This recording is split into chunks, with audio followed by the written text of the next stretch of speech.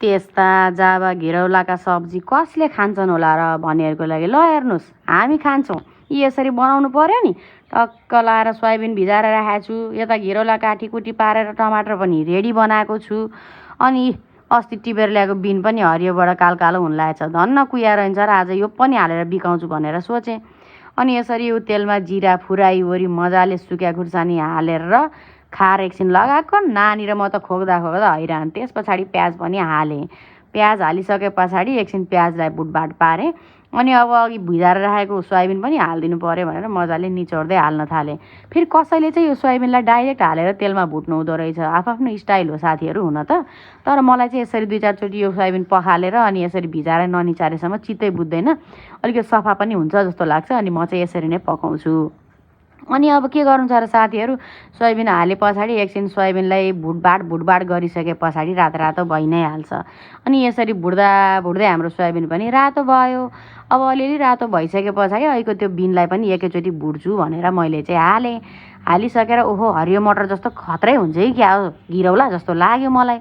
अनि ट्याक्क लाएर हाल्दै थिएँ। अब भनौँ भने के भन्नु साथीहरू, हाल्न त हालेँ। हालिसके पछाडि कहिलेकाहीँ आफैले दिमाग चलाएको त्यो हुन्छ नि त्यो आइडियाले आफै पस्ताउनुपर्छ भनेको आज चाहिँ मलाई त्यस्तै भएको छ।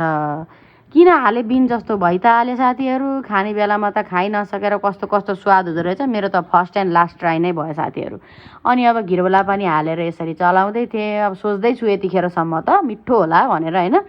अनि घिरौला त मिठो भएको थियो। त्यो बिनले गर्दा चाहिँ बिन चाहिँ सबै छानेर मैले हटाउनु पर्यो। अनि मैले नुन बेसार अनि जिरा धनियाँको पाउडर पनि हालेँ। अब यति हालिसके पछाडि अरू त के नै हाल्नुपर्छ र होइन। थोरै चाहिँ मैले लसुन अघि थिचथाच पारेर राखेको थियो, त्यो लसुन पनि हालेर चलाउँछु। अब यो प्याज लसुन खाने बानी भइसके पछाडि फेरि खलो लाग्छ क्या हालेन भने पनि। अनि यसरी अब मरमसला हालेँ। अनि अघि थिचेर राखेको त्यो लसुनलाई पनि ट्याक्क लाएर हाल्छु। अनि अब एकछिन चलाएर एकछिन छोपिदिए पछाडि त यसैबाट पानी हेर्नु त निक्लिहाल्यो। अब यसमा पानी हालेर त्यो गर्नै पर्दैन के, पानी नहाले पनि निक्लिहाल्छ। अनि त्यत्तिको पानीमा खुडखाड गऱ्यो भने लपक्क सुक्खा मिठो घिरौला बन्छ क्या साथीहरू। म चाहिँ यसरी नै खाने गर्छु। कालो कराहीमा पकाएको भएर कलर चाहिँ कालो हुन्छ। तर जस्तो कलर भए पनि यसले चाहिँ फाइदा गर्छ भन्ने हामीलाई थाहा छ। त्यही भएर हामी चाहिँ यसरी पकाउँछौँ। ल हेर्नुहोस् साथीहरू, अब यत्तिको भइसके पछाडि हाम्रो घिरौलो रेडी भयो। अनि रेडी भइसके पछाडि मैले एउटा भाँडामा यसलाई खनाएँ। ल हेर्नुहोस् त कति टेस्टी देखिरहेको छ। मिठो भएको थियो तर त्यो दाना चाहिँ मैले फ्याल्नु पर्यो क्या साथीहरू। ल हेर्नुहोस् मेरो खाना